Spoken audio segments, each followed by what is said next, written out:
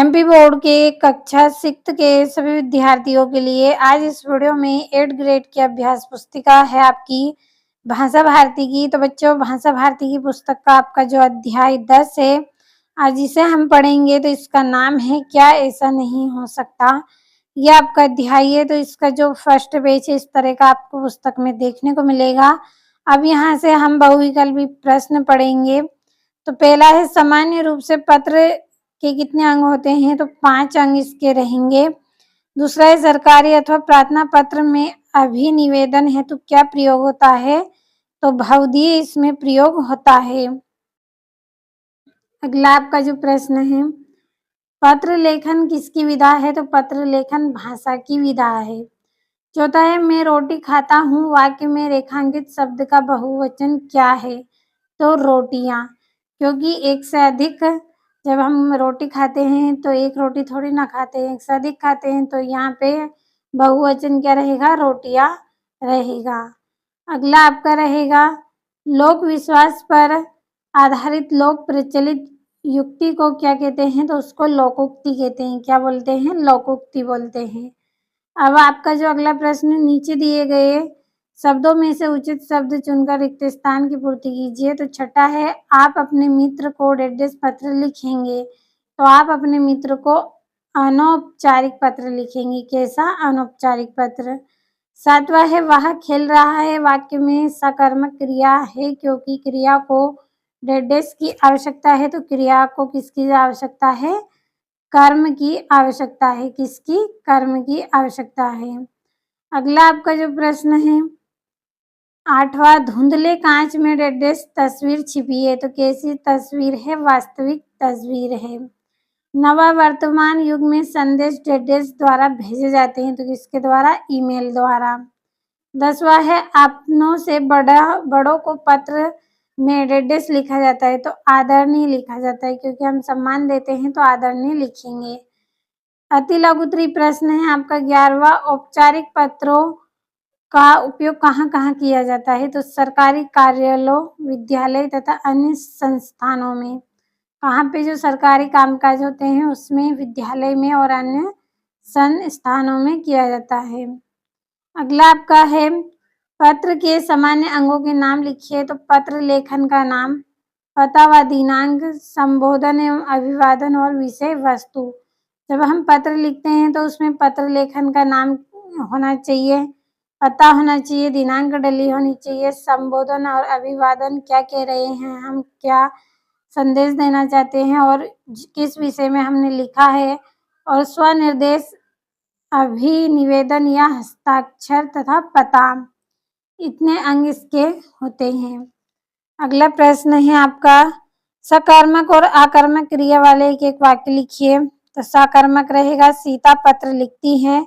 आकर्मक रहेगा, वहां हंसता है। तो अच्छे से समझ में आया होगा आपको। 14वां, मेहमान के घर आने पर हमें क्या बिछाने का प्रयास करते हैं? जब मेहमान आते हैं घर, तो मेहमान आने पर हम क्या बिछाने का प्रयास करते हैं? तो अपनी गरीबी या अभाव को छिपाने का प्रयास करते हैं। क्या करते हैं? हम अपनी गरीबी और जो अभाव है, जो कमी है, उसको छुपाने का प्रयास करते हैं। लघु उत्तरीय प्रश्न है, निम्नलिखित को कौन सा पत्र लिखेंगे? तो माता पिता को आप अनौपचारिक पत्र लिखेंगे और प्रधान अध्यापक को आप औपचारिक पत्र लिखेंगे और जिलाधीश महोदय को आप औपचारिक पत्र लिखेंगे। अगला आपका प्रश्न है, अभी यही आपका प्रश्न चल रहा है।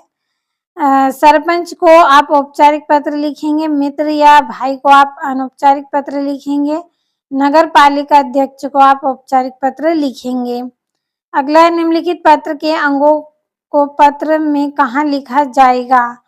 तो पत्र लेखक का नाम व दिनांक। तो पत्र के ऊपर दाईं ओर, कहाँ पे? पत्र की ओर, पत्र में दाईं ओर, यानी कि इस तरफ।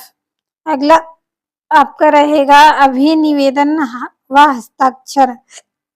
तो पत्र के अंत में दाईं ओर, जब पत्र हमारा इस तरफ, तो हम पता लिख देते हैं, और इस तरफ नीचे जब पत्र खत्म होगा तब हम क्या करेंगे? अंत में दाईं ओर अभिनिवेदन व हस्ताक्षर लिखेंगे। अगला आपका जो प्रश्न है, आपके घर में आने वाले पत्रों के बारे में 3 वाक्य लिखिए। तो हमारे घर में व्यक्तित्व और सरकारी दोनों प्रकार के पत्र आते हैं।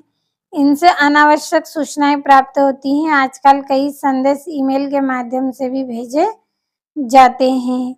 आपका अगला जो प्रश्न है, चेहरे पर अभाव की धुंध छाई हुई वाक्य का अभिप्राय है।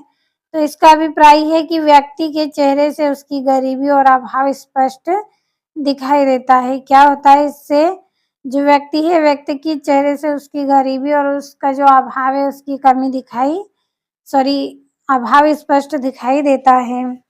अगला आपका जो प्रश्न है,